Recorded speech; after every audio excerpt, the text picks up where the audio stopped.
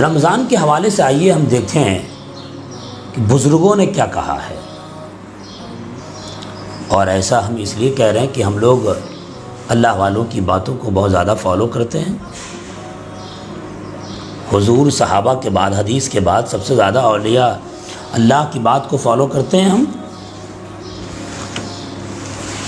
غوث پاک غنیۃ الطالبین میں رمضان کے حوالے سے ذکر کرتے ہوئے یہ کہتے ہیں کہ کہا گیا ہے، فرماتے ہیں کہ انسانوں کے سردار حضرت آدم علیہ السلام ہیں، اہل مکہ کے سردار، اہل عرب کے سردار حضور اکرم صلی اللہ تعالیٰ علیہ وسلم ہیں، ایرانیوں کے سردار حضرت سلمان فارسی ہیں، حبشہ والوں کے سردار حضرت بلال رضی اللہ تعالیٰ عنہ ہیں، اہل روم کے سردار حضرت صہیب رضی اللہ تعالیٰ عنہ ہیں، اور اسی طرح بستیوں کا سردار مکہ المکرمہ ہے، وادیوں کا سردار بیت المقدس ہے، دنوں کا سردار جمعۃ المبارکہ ہے، راتوں کی سردار لیلۃ القدر ہے۔ غوث پاک فرماتے اسی طرح رمضان المبارک مہینوں کا سردار ہے، یعنی مہینوں کا بھی ایک سردار ہے، وہ سردار رمضان المبارک ہے۔ غوث پاک فرماتے ہیں کہ رمضان ایسے ہی ہے جیسے سینے میں دل ہے دل۔ علامہ صفوری علیہ رحمۃ و رضوان فرماتے ہیں، بڑی پیاری بات کرتے ہوئے کہتے ہیں، رجب بیج بونے کا، یعنی عبادت کے بیج بونے کا مہینہ ہے، شعبان آنسوؤں سے سیراب کرنے کا مہینہ ہے، اور رمضان رحمت کے فصل کاٹنے کا مہینہ ہے۔ آگے مزید وہ کہتے ہیں، وہ فرماتے ہیں، وہ لکھتے ہیں نزہۃ المجالس میں اس کا ذکر ہے کہ رجب جسم کو، شعبان دل کو، رمضان روح کو پاک کر دیتا ہے۔ سوغات مدینہ کے ممبران، اس کے ویور، اور جو لوگ بھی اس کو شیئر کر رہے ہیں، اس گروپ کے، اس آئی ڈی کے ویور سے میں کہنا چاہوں گا کہ اگر رمضان میں، اس ماہ میں رحمت کے فصل کاٹنا چاہتے ہو، رحمت کا عشرہ گزرا ہے، کاٹنا چاہتے ہیں، تو یاد رکھیں ہمیشہ رجب کو عبادت سے مزین کرنا ہوگا، خوف الہی میں آنسو بہا بہا کر شعبان کو سیراب کرنا ہوگا۔ بہرحال جس لوگوں نے کیا ہے انہیں بہت اچھا موقع ہے رمضان میں رحمت کے فصل کاٹنے کا، اور جو چاہتے ہیں کہ روح پاک ہو جائے رمضان میں، انہیں بھی ایسے ہی کرنا چاہیے۔ جو لوگ کر چکے ہیں انہیں بہت اچھا موقع ہے رمضان میں روح کو پاک کرنے کا۔ رمضان کے حوالے سے، رمضان کے لغوی معنی پر، رمضان کے ڈکشنری معنی پر جب آپ غور کریں گے، جب آپ توجہ دیں گے، تو آپ کے علم میں اضافہ ہوتا ہوا ہو، آپ کے علم میں اضافہ تو ہوگا ہی، ایک پیغام بھی ملے گا۔ رمضان کو رمضان کیوں کہتے ہیں؟ رمضان کے لغوی معنی میں اختلاف ہوا، بعض لوگوں نے کہا کہ رمضان اللہ کے ناموں میں سے ایک نام ہے، جیسے امام جعفر صادق رضی اللہ تعالیٰ عنہ نے روایت کی، اپنے آباء و اجداد سے روایت کرتے ہوئے وہ کہتے ہیں کہ رمضان اللہ کے مہینوں میں سے ایک مہینہ ہے، رمضان اللہ کا مہینہ ہے۔ قرآن میں کہا جاتا ہے شہر رمضان، ہے نا؟ اور علامہ اصمعی رحمۃ اللہ علیہ فرماتے ہیں، علامہ اصمعی رضی اللہ تعالیٰ عنہ، اصمعی رحمۃ اللہ علیہ کی روایت سے ہے، وہ فرماتے ہیں کہ حضرت ابو عامر نے فرمایا، اس مہینے کو رمضان اس لیے کہتے ہیں کہ اس میں اونٹ کے بچے گرم ہو جاتے ہیں، پتھر گرم ہو جاتے ہیں۔ اس حوالے سے رمضان کو رمضان اس لیے کہتے ہیں کہ اس ماہ میں انسان کے گناہوں کو جلا دیا جاتا ہے، لیکن شرط ہے کہ رمضان کی قدر کی جائے، رمضان کی عزت کی جائے، رمضان کے لمحہ لمحہ اور پل پل کا احترام کیا جائے، تبھی جا کے انسان کے گناہ کو جلایا جائے گا، گناہ جل جائیں گے، تبھی جا کے یہ مقام آپ کو حاصل ہو پائے گا۔ بلکہ رمضان کے لغوی معنی پہ گفتگو کرتے ہوئے یہ بھی کہا گیا، جسے خلیل کہتے ہیں کہ رمضان، یہ جو لفظ ہے یہ رمز سے ماخوذ ہے، اور رمز کا معنی موسم خزاں میں جو بارش ہوتی ہے، جو برسات ہوتی ہے، اس کو کہتے ہیں، یعنی رمز اس کو کہتے ہیں جو موسم خزاں میں برسات ہوتی ہے، اس کو رمز کہا جاتا ہے۔ تو اس حوالے سے بھی رمضان کو رمضان اس لیے کہتے ہیں کہ اس ماہ میں انسان کے جسم سے گناہ دھل جاتے ہیں، گناہ دھل جاتے ہیں۔ اللہ اکبر، یہ بڑا حسین موقع اللہ نے ایک آفر کی شکل میں ہمارے لیے رکھا ہے، اسے گنوانا نہیں ہے، اسے ضائع نہیں کرنا ہے۔ اب تک جو لوگ 11-12 رمضان ہو گئے اگر غفلت کی زندگی میں غفلت کی زندگی گزار رہے تھے، ان کے پاس اب بھی موقع ہے، وہ رمضان میں ہوش کے ناخن لیں، رمضان کی عزت کریں، رمضان کا احترام کریں۔ جو شخص رمضان کی عزت کرتا ہے، احترام کرتا ہے، تو معلوم ہے رمضان کے رے کا بھی فیضان ملتا ہے، میم کا بھی فیضان ملتا ہے، ذات کا بھی فیضان ملتا ہے، الف کا بھی صدقہ عطا کیا جاتا ہے، نون کا بھی صدقہ عطا کیا جاتا ہے۔ معلوم نہیں، غنیۃ الطالبین میں غوث پاک فرماتے ہیں، پیران پیر دستگیر فرماتے ہیں، رمضان کے ہر حروف کی مراد بیان کرتے ہوئے کہتے ہیں رمضان میں جو راہ ہے وہ اللہ کی رضا سے ہے، میم جو ہے وہ اللہ کی محبت سے ہے، ذات جو وہ اللہ کی ضمانت سے ہے، الف اللہ کی الفت سے ہے، نون اللہ کے نور سے ہے۔ تو جو شخص رمضان میں روزے رکھتا ہے، جو شخص رمضان میں روزے کے آداب کو بھی بجا لاتا ہے، جو شخص رمضان میں عبادت کرتا ہے، جو شخص رمضان میں وظائف کرتا ہے، جو وظائف کو عمل میں لاتا ہے، جو شخص رمضان کے پل پل کی قدر کرتا ہے، سحری اور افطار کی عزت بھی کرتا ہے، اس کے حقوق کی ادائیگی بھی کرتا ہے، دسترخوان کے آداب بھی بجا لاتا ہے، تو سن لو اسے اللہ تعالیٰ حرف رے غوث پاک فرماتے ہیں اللہ کی رضا بھی ملے گی، اللہ کی محبت بھی عطا ہوگی، اللہ کی محبت سے بھی وہ سرفراز ہوگا، اور اللہ اسے الفت کا سمندر بھی عطا کرے گا، اور یہی نہیں اپنی ضمانت میں لے گا، اور گناہوں کی تاریکی سے نکال کر ہدایت کا نور بھی عطا کرے گا۔ رمضان اس شکل میں ہمارے پاس حاضر ہے۔ کوئی یہ نہ سوچے کہ کرونا وائرس کی وجہ سے لاک ڈاؤن ہے، مسجد میں نہیں جا سکے، نہیں، آپ کو مسجد سے روکا گیا ہے۔ آپ نے یہ توجہ نہیں دیا کہ مسجد سے روکا گیا ہے مگر گھر کی مسجد کو آباد کرنے کے لیے کہا گیا ہے۔ اللہ نے عبادت سے روکا نہیں، اپنی بارگاہ میں سجدے کی توفیق کو چھینا نہیں، یہ مت کہیں آپ۔ گھر میں کہا گیا کہ آپ عبادت کرو، گھر میں نماز پڑھو، جو رونق آپ کی مسجد میں تھی وہ گھر میں لائیں۔ اس سے دل شکن ہونے کی ضرورت نہیں ہے۔ یقین جانیے رمضان کی قدر کریں گے، رمضان کے ہر پل کا احترام بجا لائیں گے تو یہ سارے اعجازات آپ کو ملیں گے، ہمیں ملیں گے، سرفرازی ہمیں نصیب ہوگی، ہمارا سر بلند ہوگا۔ رمضان کے حوالے سے بڑی پیاری گفتگو کرتے ہوئے بڑے بڑے لوگوں نے کی ہوگی اس گروپ میں، میں اشارے میں کرتا ہوا چلا جاؤں۔ رمضان کی عظمت و اہمیت کے حوالے سے حضور نے کیا کہا من صام رمضان، اور کہا ومن قام رمضان غفر له احتسابا ایمانا واحتسابا غفر له ما تقدم من ذنبه۔ رمضان کا یہ عالم ہے کہ جو شخص روزہ رکھتا ہے اور رمضان کی راتوں میں قیام کرتا ہے، یعنی نوافل پڑھتا ہے، تراویح پڑھتا ہے، حضور فرماتے اس کے پچھلے سارے گناہ صغائر کو معاف کر دیا جاتا ہے۔ حضور کہہ رہے ہیں، صاحب امام الانبیاء کہہ رہے ہیں، امام الانبیاء کہہ رہے ہیں، حضور کہہ رہے ہیں، بات غلط نہیں ہوگی، بات جھوٹ نہیں ہوگی، بات غلط کہیں سے نہیں ہو سکتی۔ امام الانبیاء کہہ رہے ہیں تو یہ سچ ہے کہ ہمارے گناہ صغائر کو معاف کر دیا جائے گا، مگر جو شخص روزہ رکھے تب، راتوں کو قیام کرے تب۔ اور وہ لوگ، میں انہیں قاعدے سے اور کھلا لفظوں میں کہہ رہا ہوں، جو لوگ راتوں میں تراویح نہیں پڑھتے، واٹس ایپ فیس بک میں گروپ بنا کے مصروف رہتے ہیں، ارے ٹھیک ہے، اس پہ اچھا کام کر رہے ہیں، دینی کام کر رہے ہیں، مگر تراویح ضروری ہے، سنت موقعہ گھر میں ہی آپ پڑھیں تراویح۔ ورنہ یاد رکھیں، اگر آپ امت کو پیغام دیتے ہیں، حضور کی امت کو خود تراویح نہیں پڑھتے ہیں، امت کو آپ پیغام دیتے ہیں خود نوافل میں وظائف میں مصروف نہیں ہے، تو بڑی پکڑ آپ کی ہونے والی ہے۔ آپ نوافل سے فارغ ہو جائیں، وظائف سے فارغ ہو جائیں، اور پھر اس پر آ کے عبادت کریں، ذکر کی مجلس کو سجائیں، قوم کی فلاح و بہبودی کے لیے کچھ باتیں نشر کریں، دوسروں سے نشر کروائیں۔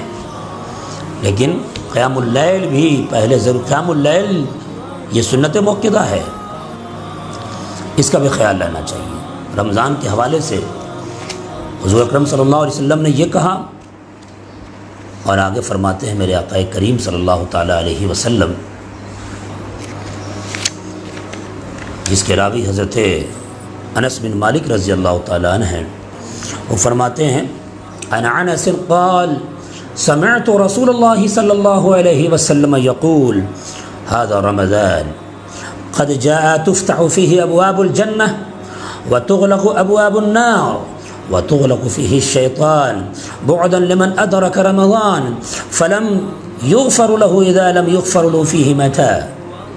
امام طبرانی نے اس کو نقل کیا۔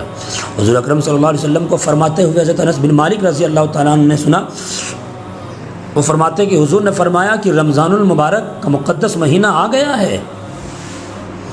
یہیں پہ رک کے وہ حدیث پڑھ دوں کہ اس مہینے کی اتنی بڑی عظمت ہے کہ جب شعبان ہی کا مہینہ آتا، جب رجب ہی کا چاند دکھتا، جب شعبان کا چاند دکھتا تو حضور کہتے اللہم بارک لنا فی رجب و شعبان وبلغنا رمضان، اے اللہ رجب اور شعبان میں ہمارے لیے برکت عطا فرما اور ہمیں رمضان تک پہنچا۔ رمضان کا استقبال میرے آقا کیا کرتے تھے۔ جب یہ تعلیم امت کو نشر ہوئی تو صحابہ کا یہ عالم تھا، راوی فرماتے ہیں، صحابی رسول فرماتے ہیں کہ جب صحابہ تک یہ تعلیم پہنچی تو جیسے ہی شعبان کا مہینہ آتا صحابہ کرام قرآن کی طرف جھک جاتے، مکمل عبادت و ریاضت کی طرف جھک جاتے۔ آج ہمارا عالم یہ ہے کہ ہم راتوں رات کہیں پہ بیٹھ کر ٹائم پاس کر دیتے ہیں، باتیں بڑی بڑی ہو جاتی ہیں۔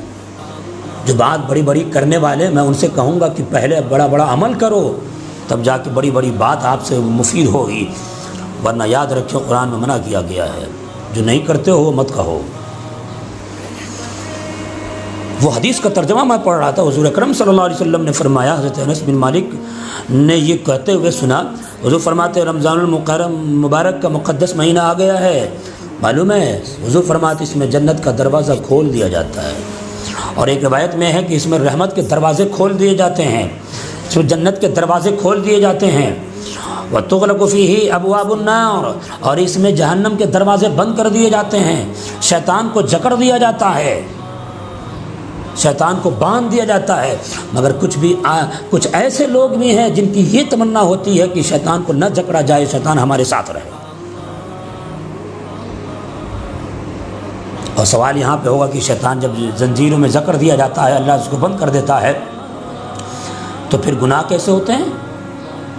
یہ اس کے نفس امارہ کی وجہ سے ہے، اس کے نفس کی وجہ سے ہے۔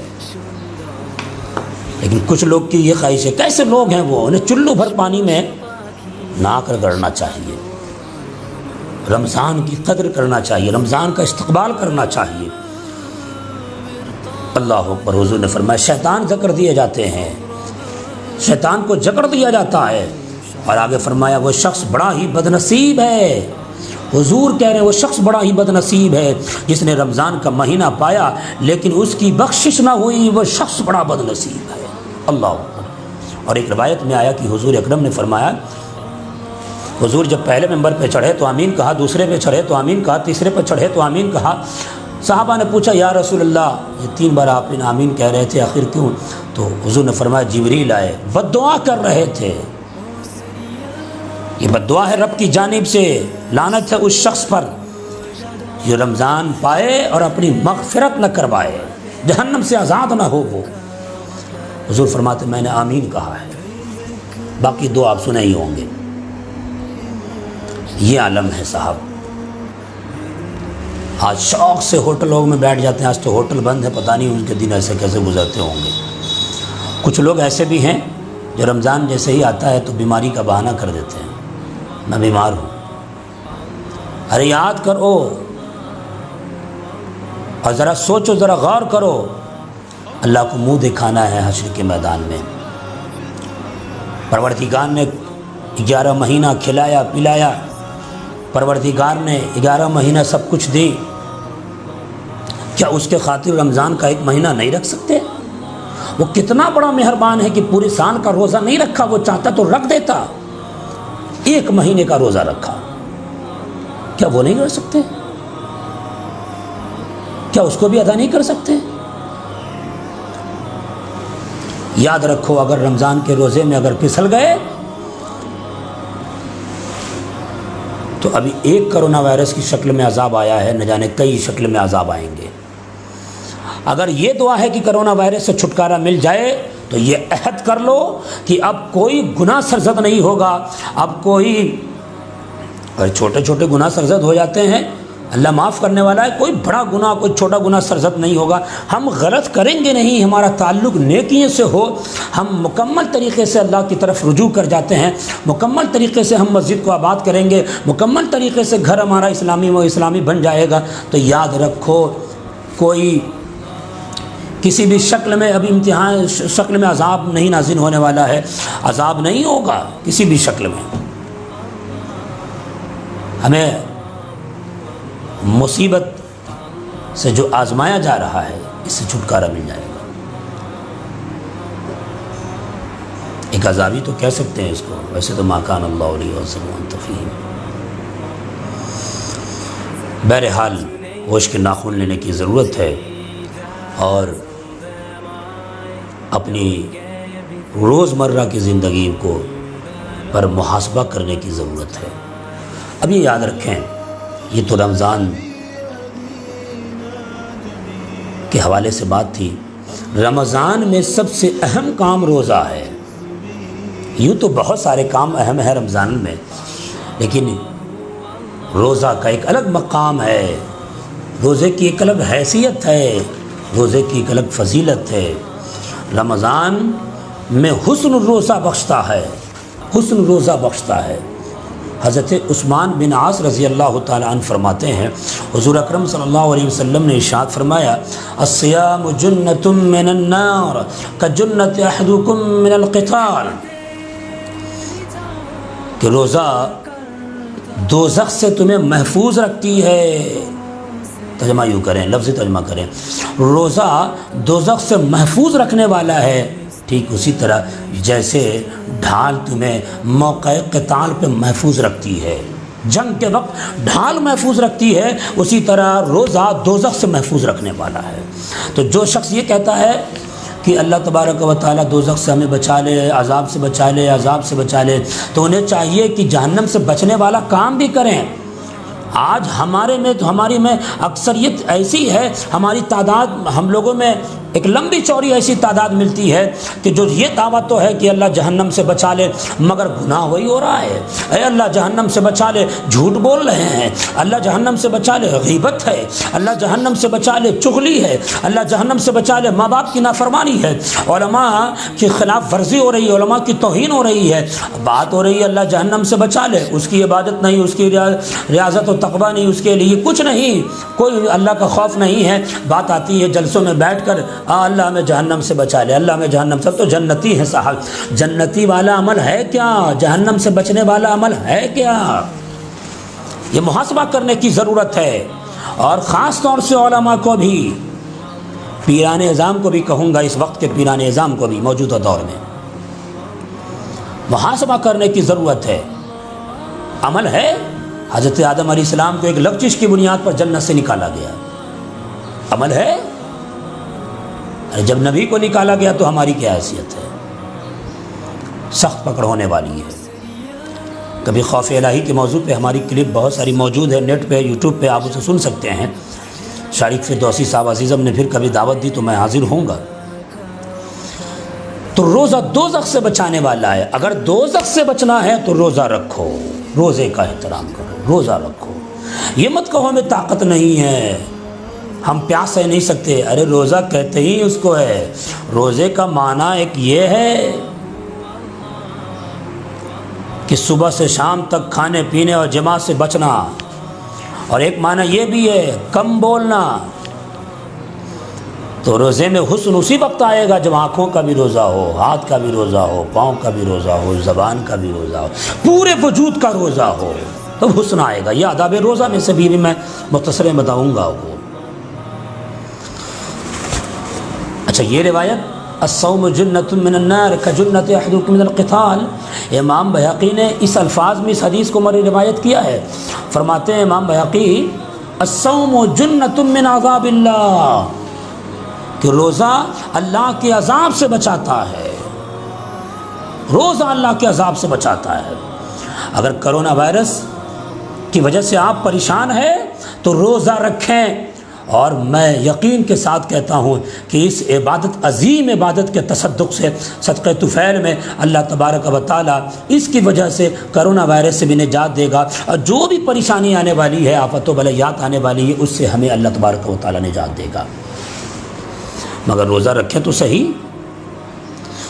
حضرت عبداللہ ابن عمر رضی اللہ تعالیٰ عنہ فرماتے ہیں، میرے احباب، وہ کہتے ہیں حضور اکرم صلی اللہ علیہ وسلم نے فرمایا میری امت کے 2 حفاظت گاہ ہیں، ایک روزہ اور ایک قیام اللیل، یعنی رات میں جو رمضان میں عبادت ہوتی ہے، جو نماز تراویح ہے وہ۔ آج کل لاک ڈاؤن کی وجہ سے یہ کہا گیا کہ مسجد میں نہیں پڑھ سکتے، اپنے گھروں میں پڑھے، تو کچھ لوگوں کو یہ حسین موقع مل گیا نماز تراویح نہ پڑھنے کا۔ ارے گھر میں تو پڑھ سکتے ہیں نا، تنہا نہیں پڑھ سکتے؟ اگر گھر میں جماعت نہیں کر سکتے ہیں آپ، گھر کے لوگوں کے اندر لوگوں کے بیچ جماعت نہیں کر سکتے، کوئی اس لائق نہیں ہے، تو آپ تنہا پڑھ سکتے کہ نہیں؟ تنہا بھی لوگ پڑھ نہیں رہے ہیں، میں جانتا ہوں۔ نماز تراویح کا اہتمام کریں۔ حضور فرماتے ہیں میری امت کے 2 حفاظت گاہ ہیں، ایک روزہ اور ایک قیام اللیل۔ حضرت ابو ہریرہ رضی اللہ تعالیٰ عنہ نے تو یہ روایت کیا، حضور اکرم صلی اللہ علیہ وسلم فرماتے ہیں، حضرت ابو ہریرہ سے مروی ہے کہ کل حسنۃ بعشر امثالها الی 700 ضعف الصوم، حضرت ہر نیکی کا اجر 10 سے 700 گنا تک ہے۔ ہر نیکی کا اجر، حضور فرماتے 10 سے، ہر نیکی کا اجر 10 سے 700 تک ہے۔ 700 گناہ کر دیا، میں نے گناہ کر دیا، 700 تک ہے، معلوم ہے؟ مگر روزہ وہ عبادت ہے، اس کی کوئی اجر، اس کے اجر کی کوئی حد ہی نہیں ہے۔ نیکیاں کمانے کا شوق ہے نا، روزہ رکھو، اور اس کے آداب کے ساتھ روزہ رکھو۔ بلکہ حضور نے یہ فرمایا روزے کے حوالے سے، حضرت ابو ہریرہ ہی اس کے مروی راوی ہیں، فرماتے ہیں ان الصوم لی، روزہ میرے لیے ہے، وانا اجزی بہ، اور میں ہی اس کی جزا ہوں۔ کیا مطلب؟ روزہ میرے لیے ہے اور میں اس کی جزا دیتا ہوں، میں اس کی جزا دیتا ہوں۔ اللہ اکبر!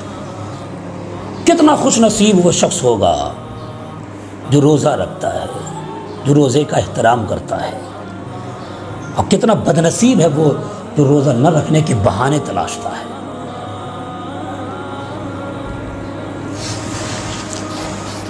حضرت سہل بن سعد رضی اللہ تعالیٰ عنہ نے یہ روایت کیا، اس کو یہ روایت سنیں آپ، حضور اکرم صلی اللہ علیہ وسلم نے فرمایا کہ ہر شے کی زکوٰۃ ہے، وَزَكَاةُ الْجَسَدِ الصَّوْمُ، اور جسم کی زکوٰۃ روزہ ہے۔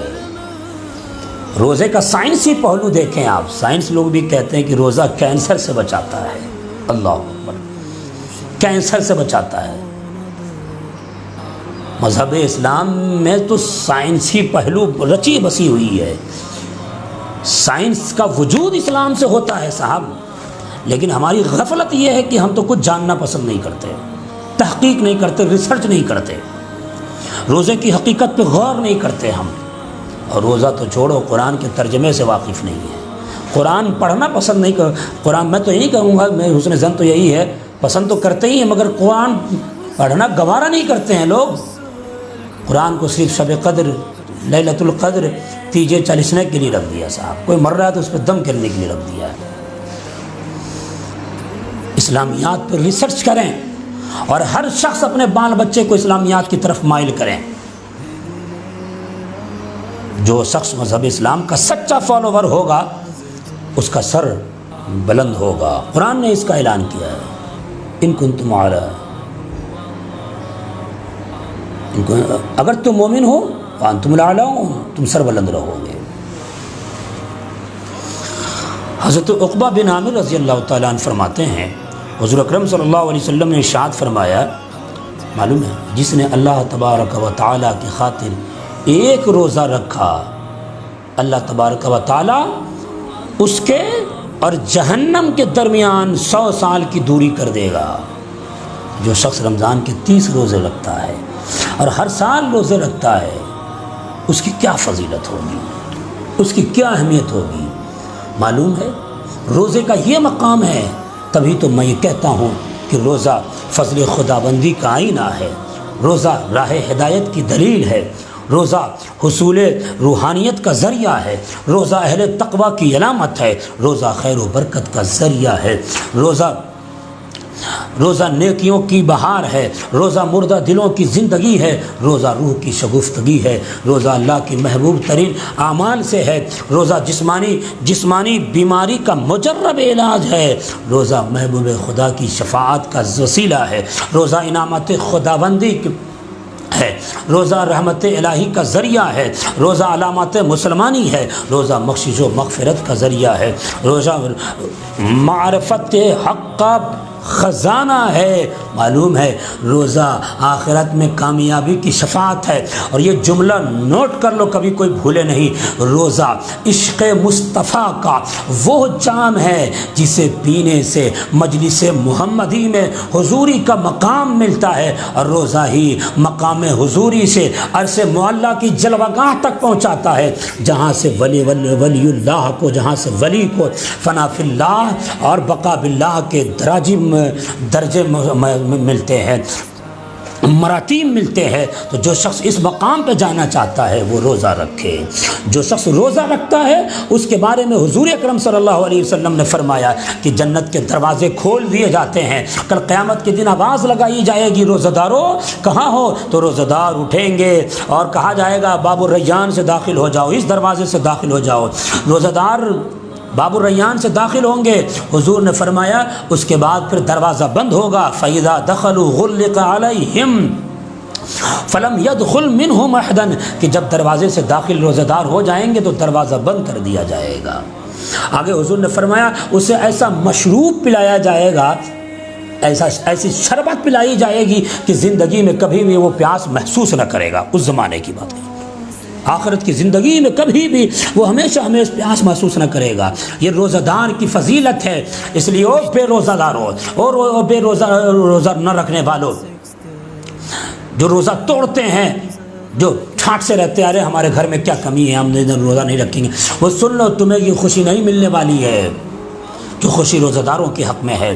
حضور نے فرمایا روزہ دار کے لیے دو قسم کی خوشی ہے، ایک افطار کے وقت اور ایک رب سے ملاقات کے وقت خوش ہوگا وہ۔ تو جو لوگ سوچو رب کے حشر کے میدان میں کیا ہوگا، رب کے سامنے نامہ اعمال بائیں ہاتھ میں دیا جائے گا کہ دائیں ہاتھ میں دیا جائے گا، کیا پرسش ہوگی، کیا ہم سے پوچھا جائے گا، سب کا نفسی نفسی کا عالم ہوگا۔ اس وقت میں اور ایسے عالم میں روزہ دار خوش ہوگا رب سے ملاقات کے وقت۔ اگر حشر کے میدان کی کامیابی چاہتے ہو تو روزہ رکھو، روزے کے آداب بجا لاؤ۔ معلوم ہے روزہ دار کی یہ فضیلت، حضور نے فرمایا کہ وَإِن كَانَ نَائِمًا عَلَىٰ فِرَاشِهِ، روزہ دار ہر وقت عبادت میں رہتا ہے اگرچہ وہ بستر پہ سویا رہے۔ جو شخص روزہ رکھتا ہے اس کے بارے میں حضور نے کیا خوشخبری سنائی ہے۔ روزے کے انعامات کے حوالے سے میرے آقا نے فرمایا میری امت کو رمضان کے حوالے سے ایسی 5 چیزیں دی گئی ہیں، عطا ہوئی ہیں جو سابقہ کسی امت کو نصیب نہیں ہوئی۔ حضور نے فرمایا ایک تو روزہ دار کے منہ کی خوشبو، یا یہ کہیں روزہ دار کے منہ کی بدبو جو بھوک کی وجہ سے افطار کے ٹائم آتی ہے، وہ اللہ تبارک و تعالیٰ کو یعنی اللہ کے نزدیک مشک سے بھی زیادہ پسندیدہ ہے۔ اللہ اکبر۔ اور یہی نہیں، وہ شخص کتنا خوش نصیب ہوگا جس کے منہ کی خوشبو مشک سے زیادہ اللہ کو پسند ہو، کتنا خوش نصیب وہ شخص ہوگا۔ یہ اعزاز آپ کو اسی وقت ملے گا جب آپ روزہ رکھیں گے۔ اور یہی نہیں، حضور فرماتے ہیں روزہ دار افطار کے وقت سمندر کی مچھلیاں بھی اس کے لیے دعائے مغفرت کرتی ہے۔ یہ روزہ دار کی فضیلت ہے، یہ عالم ہے۔ اب بات یہ کر دوں ان لوگوں کے لیے جو روزہ رکھتے ہیں اور چائے خانوں میں، چائے خانہ تو بند ہوگا اور رمضان میں دن میں بند بھی رہتا ہے، بیٹھنے کی جگہ تو رہتی ہے، ان کے حوالے یہ پیغام دینا چاہتا ہوں جو روزہ رکھتے ہیں مگر چغلی کر رہے ہیں، غیبت کر رہے ہیں، گالی چل رہا ہے، گلوج عام ہے، گالی گلوج عام ہے، یہ ساری چیزیں اس سے سرزد ہو رہی ہے اور روزہ رکھے ہوئے ہیں۔ معلوم ہے اس کے آداب کو بجا لاتے ہوئے حضور نے معمولات مصطفیٰ رمضان میں حضور کے معمولات کیا تھے اس پہ بھی غور کرنے کی ضرورت ہے۔ شارق صاحب نے رمضان میں پھر کسی دن ہمیں دعوت دی تو میں آؤں گا معمولات مصطفیٰ فی شہر رمضان، اس موضوع کو لے کر رمضان کے مہینے میں حضور کے کیا معمولات تھے اس پہ میں آؤں گا، لیکن چونکہ وقت زیادہ ہو گیا مجھے بھی اپنے معمولات میں مصروف ہونا ہے۔ تو جو شخص روزہ رکھتا ہے مگر آنکھ غلط دیکھ رہی ہے، زبان سے غیبت چغلی عام ہے، ہاتھ سے غلط کام ہو رہے ہیں، پیر سے غلط کی طرف چلا جا رہا ہے، میں ان سے کہوں گا کہ آداب روزہ کو بھی بجا لائیں۔ آنکھوں کا بھی روزہ ہے، آنکھ کا روزہ یہ کہ غلط چیزوں کو دیکھنے سے بچا جائے، ان چیزوں کو دیکھنے سے بچا جائے جس سے اللہ نے روکا ہے۔ زبان کو غیبت چغلی بے حیائی فحش باتیں گالی گلوچ سے بچایا جائے، قرآن کی تلاوت، بلکہ صوفیاں کے یہاں تو غیبت کرنے سے روزہ ٹوٹ جاتا ہے، حالانکہ مکروہ ہوتا ہے روزہ، یہ بڑے تقویٰ کی بات ہے۔ زبان پہ وظائف، کثرت سے درود، کلمہ طیبہ کا ورد، بسم اللہ الرحمن الرحیم کا ورد، قرآن کی تلاوت، یہی ذکر و اذکار ہونا چاہیے۔ نگاہ سے قرآن کو دیکھے، اچھی چیز کی طرف دیکھے، ہاتھ سے اچھا کام کرے، پاؤں سے غلط کام کی طرف نہ جائے، پاؤں سے بھی اچھی راہ اختیار کرے، ہاتھ سے بھی اچھا کام کرے، پورے وجود کو صحیح راہ میں لائے، تب جا کے روزہ ایک حسن کے ساتھ ہوگا اور پھر جا کے آپ کو مقام ملے گا۔ اور جتنی خوشخبریاں حضور نے روزہ داروں کے حوالے سے سنائی ہے وہ سب آپ کو نصیب ہوگی۔ اس لیے آپ تمامی حضرات رمضان کی، روزے کی، سحری کی، افطار کی قدر کریں۔ سحری کے حوالے سے حضور نے فرمایا سحری کیا کرو، اس میں برکت ہے۔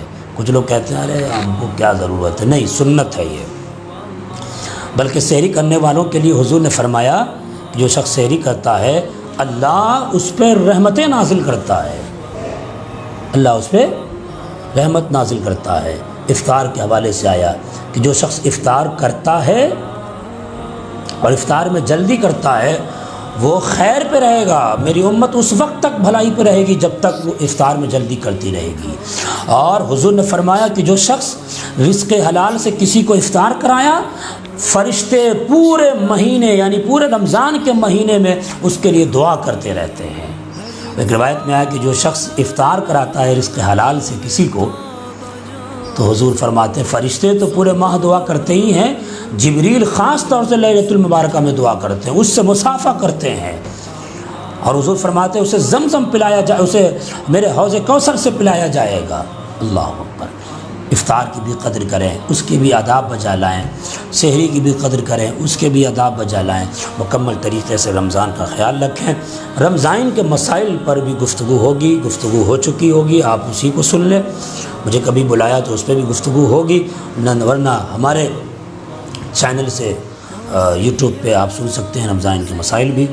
جو کچھ اس میں صحیح بیان ہوا وہ رب تبارک و تعالیٰ کی طرف سے ہے، جو کچھ غلط بیان ہوا وہ میرے نفس کی طرف سے ہے۔ استغفر اللہ ربی من کل ذنب واذنبت واتوب الیہ۔ پاک پروردگار ہماری عبادت کو قبول فرما لے، رمضان میں جو نیکیاں ہو رہی ہیں مولا اسے قبول فرما لے، اور روزے کا جو مقصد ہے تقویٰ وہ بھی ہمیں حاصل ہو، روزے کا جو مقصد ہے جذبہ و ایثار مولا وہ بھی ہمیں حاصل ہو، روزے کا جو ایک مقصد ہے صبر وہ بھی ہمیں حاصل ہو، اس کی حکمتیں جو ہیں، اس کے جو مقاصد ہیں، روزے کا جو مقاصد ہیں وہ بھی ہمیں حاصل ہو۔